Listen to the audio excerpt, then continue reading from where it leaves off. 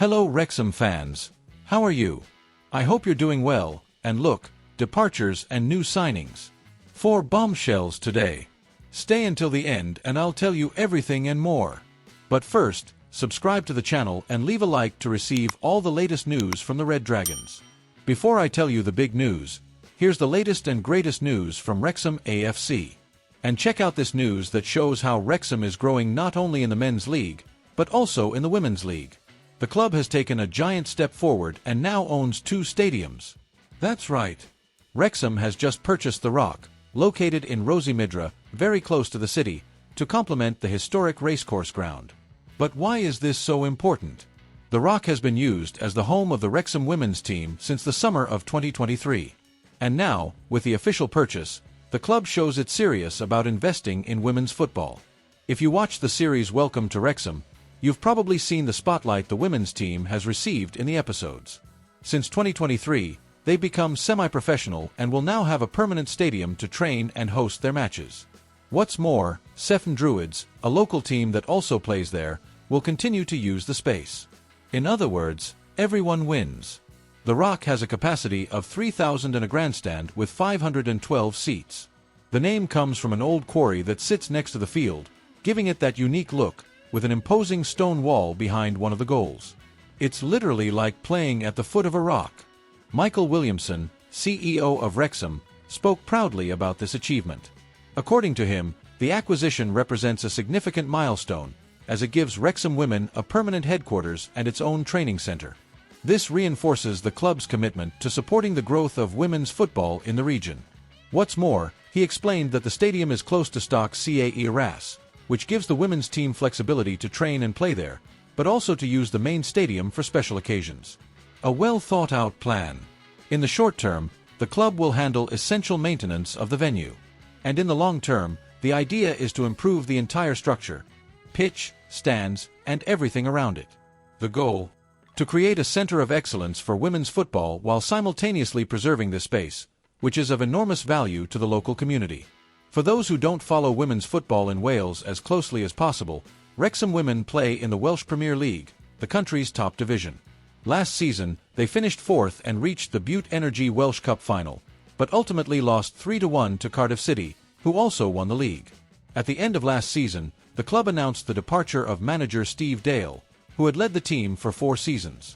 Jenny Sugarman, former West Bromwich Albion manager, is now taking over.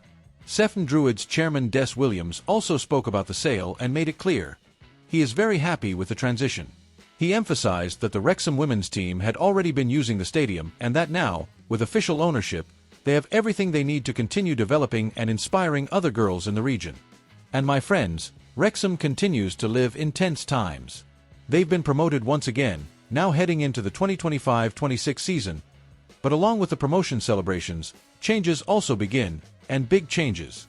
And look, this new chapter began back in May, when no less than 8 players were released for free. One of them, Stephen Fletcher. And it didn't stop there. The most recent to leave was Jake Bickerstaff, on loan to Cheltenham Town. But the departure that has had the most impact so far was that of Paul Mullen. Yes, that's right. The fan favourite will now wear the Wigan Athletic jersey. Mullen was a key player in Wrexham's run to League One, but after another promotion, he and 2 other big names were considered out of the plans. And then comes the burning question: who will lead the attack now? The baton may be being passed to Elliot Lee. But wait! Not everything is rosy in this scenario. Let's go behind the scenes. According to the Wrexham Insider, Ollie Palmer was offered to several clubs this summer. Wrexham wants to help the 33-year-old find a new team and, as with Mullen, is even willing to pay part of his salary to make the move happen.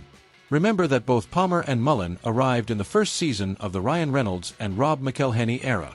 They were crucial in the club's 3 consecutive promotions. Regarding Elliot Lee, he arrived from Luton Town in 2022 and shone in the historic campaign that eliminated Wrexham from the National League. He remained a fixture last season, but now rumours are emerging that he may not stay. The Daily Mail reported that Lee has lost his place internally and could be released before the end of the transfer window, which closes on September 1st. However, unlike Palmer and Mullen, who each scored just 3 goals in the second half of last season, Lee was decisive. He scored 8 league goals and 9 overall. He was even the club's top scorer in the most recent campaign. In total, the attacking midfielder has 39 goals and 9 assists in 147 appearances for Wrexham over the last 3 seasons.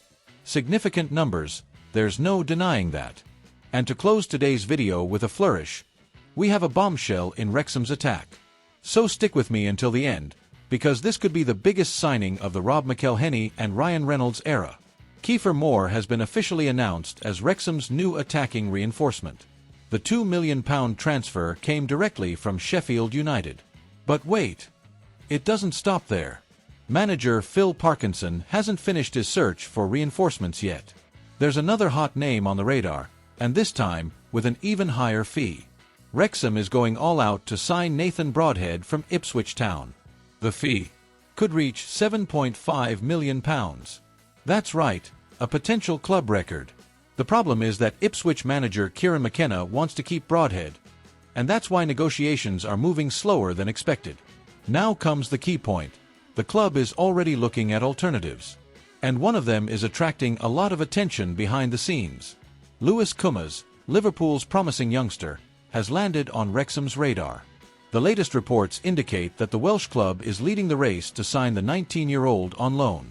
Other championship clubs, such as Birmingham City, are also interested in Kumas. However, according to Team Talk, Wrexham is the most aggressive in trying to sign the striker. Liverpool has no intention of selling Kumas, but is open to another loan deal, as he spent last season at Stoke City. And surprisingly, Wrexham is considered the youngster's favorite destination. Interesting detail, Kumas is the son of former midfielder Jason Kumas, who played for West Bromwich and the Wales national team. He scored 3 goals and provided 2 assists in 43 appearances last season, playing in various attacking positions, something very similar to Broadhead's profile. And look who has already publicly praised Kumas, none other than Jurgen Klopp. The former Liverpool manager called him a fantastic finisher after the youngster scored in the FA Cup victory against Southampton in 2024. With Liverpool's current squad very competitive, the club has already decided that another loan move could help the youngster's development, and Wrexham could capitalize on this unique opportunity. It's worth remembering, the club doesn't usually use the loan market much. Since the arrival of Rob and Ryan, only Arthur Okonkwo and Luke McNicholas have been signed this way. But Phil Parkinson is open to more loan signings this summer. And Kumas could be exactly the reinforcement Wrexham needs to make history in League One. Now I want to hear from you. Should Wrexham pay a premium for Broadhead or go for Kumas as a replacement? Comment below and I'll read everything. If you enjoyed this video, don't forget to like it and share it with anyone who's been following Wrexham's incredible journey. And of course, subscribe to the channel so you don't miss any updates about England's most charismatic club. Thank you so much for watching, and see you next time.